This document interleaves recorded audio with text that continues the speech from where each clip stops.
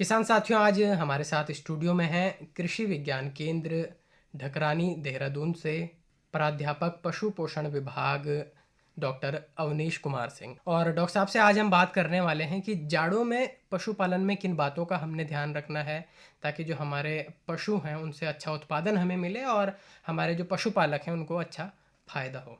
तो सबसे पहले स्वागत करते हैं डॉक्टर साहब आपका स्टूडियो में। धन्यवाद। डॉक्टर साहब, जाड़े की शुरुआत हो गई जी है हाँ, और अब धीरे धीरे हम देखेंगे कि सर्दियां बढ़ने बढ़ने लगेंगी। लगी हैं। उत्तराखंड की बात करें तो यहाँ पर मैदानी क्षेत्र भी है, पर्वतीय क्षेत्र भी है जी और हाँ, पशुपालन तो यहाँ पर होता ही आया है। जी हाँ, तो इस समय की हम बात करें, सबसे पहले हम आवास के लिए जानेंगे कि आवास अगर हमारे पशुओं का है जी तो हाँ। उसमें हमने किन बातों का ध्यान रखना है। जैसा कि हमारे पशुपालक भाई सदियों से पशुपालन व्यवसाय से जुड़े हुए हैं और वो अपने संसाधन के अनुसार अपने पशुओं को मौसम के विपरीत परिस्थितियों से बचाने का कार्य कर रहे हैं। फिर भी ये वैज्ञानिक तकनीकी का प्रयोग करते हैं तो निश्चित है उनके पशुओं का जो उत्पादन है, उनका जो स्वास्थ्य है, वो इस मौसम में भी काफ़ी अच्छा होगा। उनसे उनकी जो आर्थिक स्थिति है में उसमें सुधार होगा। इसके लिए सबसे पहले हमें ये देखना है कि हमारे जो पशुओं का जो प्रबंधन है, जैसे उसका आवास प्रबंधन है, आहार प्रबंधन है, इसके साथ साथ जो उनका खाने पाने की जो व्यवस्था है, साथ ही साथ उनके जो बीमारियों से बचाव है, इन सब चीज़ों का विशेष ध्यान रखना पड़ता है। इसके लिए सबसे पहले अगर हम आवास की बात करते हैं तो सभी हमारे किसान भाई जानते हैं कि मौसम की जो परिवर्तन हो रहा है, जी। दिन में तापमान 16-17 डिग्री सेल्सियस आ रहा है और रात में तापमान 2-3 डिग्री सेल्सियस तक पहुंच रहा है। ये मैदानी क्षेत्रों की बात कर रहा हूँ। पर्वतीय क्षेत्रों में जो तापमान है वो 10-11 डिग्री दिन के टाइम में और रात में ये कहीं कहीं जो है 0 डिग्री के आसपास भी पहुंच रहा है। इन परिस्थितियों में ये जो हमारे जो फ्लक्चुएशन है तापमान का, इसमें हम पशुओं के जो आवास की व्यवस्था ऐसे करें। सबसे पहले तो हम ये देखते हैं कि अगर उन छोटे बच्चे हैं, यानी ऐसे बच्चे जो नवजात बच्चे हैं, खासकर चाहे गाय के हों या भैंस के हों, तो उनके लिए सबसे पहले जो बेडिंग मटेरियल है, यानी जहाँ पे आप उनको बांध रहे हैं उसके नीचे कुछ ऐसा बेडिंग मटेरियल होना चाहिए जिससे कि उनको जो ठंड है उससे बचाव कर सके। साथ ही साथ उनके ऊपर कोशिश करें कि किसी चीज़ से, बोरी का टुकड़ा हो या कोई ऐसी चीज़ हो, उसको थोड़ा सा ऊपर से ढक दिया करें रात में, नहीं तो तापमान में और गिरावट आएगी तो उनका जो स्वास्थ्य प्रभावित होगा। इसके साथ साथ उनको जो खान पान की बात है उस पर विशेष ध्यान है, क्योंकि इस जाड़े के मौसम में चाहे बड़े पशु हों या छोटे पशु हों या नवजात बच्चे हों, उनका जो पाचन है वो ज्यादा अच्छा होता है और उस दशा में एक तो ठंड होती है बाहर की तरफ, तो इसकी वजह से उनको ज्यादा एनर्जी की आवश्यकता होती है, तो उनको जो है ज्यादा दूध पिलाना पड़ता है। और साथ ही साथ अगर हमारे वयस्क पशु हैं तो उनको हमें जो आहार की मात्रा है वो थोड़ी सी ज्यादा देनी पड़ती है। साथ ही साथ मौसम के अनुसार जितना हमारे उस पशु को हम पानी पिलाते हैं, उसका जितना हम उसको आहार देते हैं, कंसंट्रेट देते हैं, कम से कम उसका 3 गुना पानी जरूर पिलाएं। क्योंकि अक्सर हमारे किसान भाई सोचते हैं कि जाड़े का मौसम है, इसमें हम पानी नहीं देंगे, पानी कम हमारी गाय पीती है तो ये अच्छा होगा, जबकि ऐसा नहीं है। वैज्ञानिक विधि का ये है कि आपके बॉडी का जो थर्मो रेगुलेटरी मैकेनिज्म है, यानी मौसम के विपरीत परिस्थितियों से जो शरीर की लड़ने की जो क्षमता है, उसमें पानी का बहुत बड़ा महत्व है। अगर आपने पानी पिलाया है तो निश्चित है आपके पशुओं का, उनको ठंड से कोई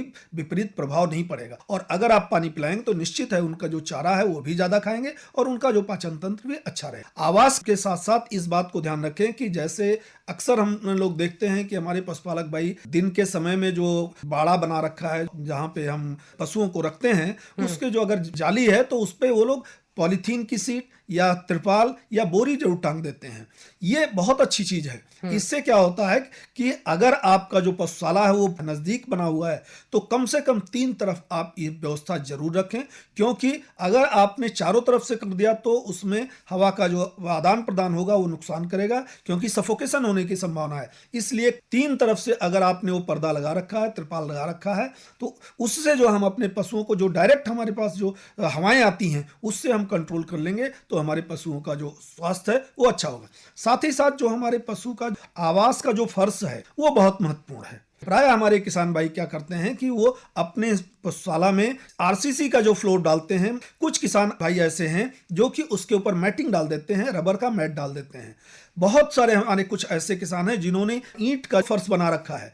तो जहां तक वैज्ञानिक विधि का प्रयोग है कि अगर आपने ईंट का जो फ्लोर बना रखा है और उसमें हल्का सा बालू या कोई चीज मिक्स है उसके गैप में, तो निश्चित है उससे पशुओं का जो उत्पादन है वो ज्यादा अच्छा होगा। आवास के बारे में डॉक्टर साहब आपने काफी विस्तार से हमारे किसान साथियों को बताया। इसके अलावा आपने कहा कि आहार पर भी हमें ध्यान देना जी होगा। हाँ। अब पर्वतीय क्षेत्रों की हम बात करें तो वहां पर जो हमारे किसान साथी हैं खड़ा घास पशुओं के आगे डाल देते जी हैं। हाँ। मैदानी क्षेत्रों में भी हम देखते हैं कि चाहे जेई है, बरसीन है, जी हाँ। इस तरह का हरा चारा पर्याप्त रहता है इन जी दिनों। हाँ। तो कैसे हमने इस चारे को देना है, क्योंकि अक्सर कहा जाता है कि अफारे की समस्या सर्दियों में हो जाती है। जी हाँ, सबसे बड़ी चीज यह है कि जाड़े के मौसम में पशुओं के स्वास्थ्य को बनाए रखने के लिए हरी घास का होना बहुत आवश्यक है। जैसा कि हमारे किसान भाई पैदा भी करते हैं, चाहे वो बरसीम है, चाहे वो जई है, या फिर हमारे ऐसे जो फसलें हैं उनके जो अवशेष हैं जिसको हम पुराली कहते हैं या और चीजें भूसा कहते हैं, उसका सदुपयोग हमारे किसान भाई करते रहते हैं। सबसे बड़ी बात यह है कि अगर हम पर्वतीय क्षेत्रों की बात करें तो वहां पे चारे का अभाव होता है, खासकर जो हरा चारा है। इस मौसम में ना तो जंगल की हरी घास मिल पाती है और ना तो पेड़ की पत्तियों से मिल पाता है। तो उस दशा में हमारे पशुपालक भाई अपने पशुओं से अच्छा उत्पादन लेने के लिए उनको जो कंसंट्रेट यानी जो हम रातिब की बात करते हैं वो जरूर दें। हमारे किसान भाई कुछ तो ऐसे हैं जो कमर्शियल फीड पर अपने पशु का पालन करते हैं, लेकिन बहुत सारे हमारे किसान भाई हैं जो कि अपने घर का दाना बनाते हैं। मेरा ये कहना है कि अगर हमारे पशुपालक भाई अपने घरों पे जो दाना बनाएंगे वो ज्यादा अच्छा है वनस्पति की जो कमर्शियल फीड वो लेकर के आते हैं। और जो घर पे हम दाना बनाते हैं उसमें इस बात का सुनिश्चित कर लें कि कम से कम उसमें जो है दलहनी सीरियल क्रॉप की बात करें, धान्य फसलों की बात करें, तो कम से कम उसमें से कोई भी 3 अनाज होनी चाहिए जिसकी कीमत कम हो और किसान भाई के पास उपलब्ध हो। इसी तरीके से दलहनी जो अनाज है उसमें से कोई 2 अनाज मिले, और तिलहन से जैसे खल है, चाहे वो सरसों की खल है, बिनोले की खल है, मूंगफली की खल, इसका कम से कम 2 फसल के दाने को मिला करके तब उससे संतुलित दाना बनाए। और इस संतुलित दाने को इस मौसम में भी उसको दलिया बना करके और सिर्फ भिगो के खिलाना है। हमारे पशुपालक भाई अक्सर कहते हैं कि उसको पकाते हैं, जबकि पकाने से उसको कोई फायदा नहीं होता, क्योंकि जो पशु का पाचन तंत्र है वो एक अलग विशिष्ट तरीके का होता है। तो वो जो भी हम अपने पशु को देते हैं वो मुलायम होना चाहिए, और अगर वो दलिया के रूप में है तो हमारे पशुओं के द्वारा उसका पाचन आसानी से हो जाता है। जी डॉक्टर साहब, पुआल की बात आपने करी। अक्सर हमारे किसान साथियों के मन में ये भी चलता है कि कहीं पुआल अगर हम अपने जो दुधारू पशु हैं उनको देंगे तो कहीं दुग्ध उत्पादन तो नहीं घटेगा? जी हाँ, पुआल एक ऐसा हमारे जो फसल के अवशेष हैं जो प्रायः हम उसको पशुओं के आहार में लेके आते हैं, क्योंकि हमारे पास जो दूसरे ऑप्शंस अगर भूसा नहीं है तो हम पुआल पे लेके जाते हैं। लेकिन अगर अच्छे दूध देने वाली पशु हैं जिनका उत्पादन 10 लीटर या 12 लीटर या 20 लीटर से जो इससे ऊपर हैं, 10 से ऊपर हैं,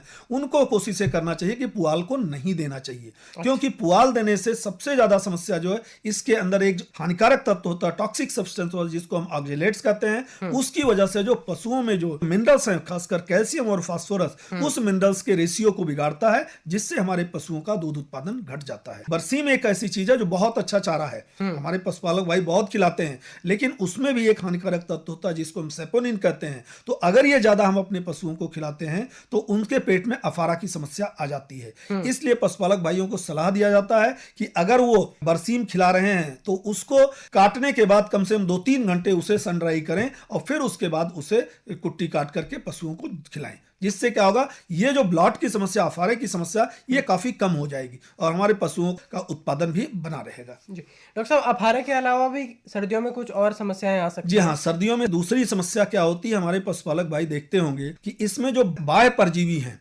उसका प्रकोप बहुत ज्यादा होता है।